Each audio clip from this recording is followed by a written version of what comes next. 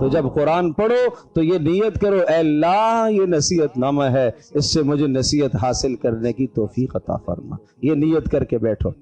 Number 2 وَشِفَاءٌ لِمَا فِي الصُّدُورِ، اور تمہارے دلوں کے اندر جو بیماریاں ہیں، حسد ہے، کینہ ہے، بغض ہے، نفرت ہے، کدورت ہے، دنیا کی محبت ہے، جو دنیا کی بیماریاں دل کے اندر، کفر، نفاق، شرک، جو غلاظتیں دل کی ہیں، ان دل کی غلاظتوں اور بیماریوں کے لیے یہ شفا بن کر آیا ہے، یہ نسخہ کیمیا بن کر آیا ہے۔ لہذا شفا کی نیت کیا کرو، اے اللہ میں قرآن پڑھنے بیٹھا ہوں، اے اللہ اس کے ذریعے سے میری باطنی اور میری ظاہری تمام کی تمام بیماریاں اے اللہ دور فرما۔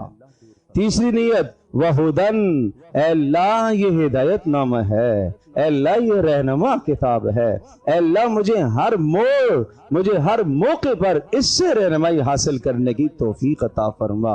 ورحمہ، اور جب یہ 3 کام آپ کر لیں گے تو اب اللہ کی رحمت برسے گی۔ اے اللہ میرے اوپر اپنی رحمت کو بھی نازل فرما۔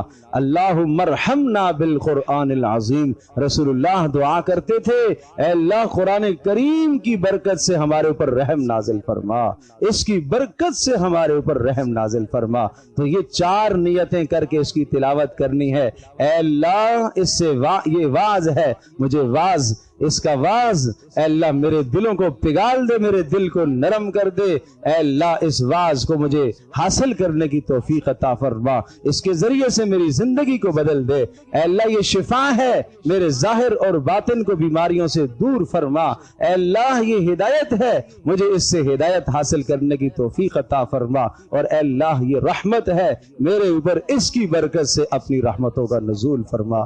اللہ مجھے بھی، آپ کو، ہم سب کو عمل کی توفیق عطا فرمائے۔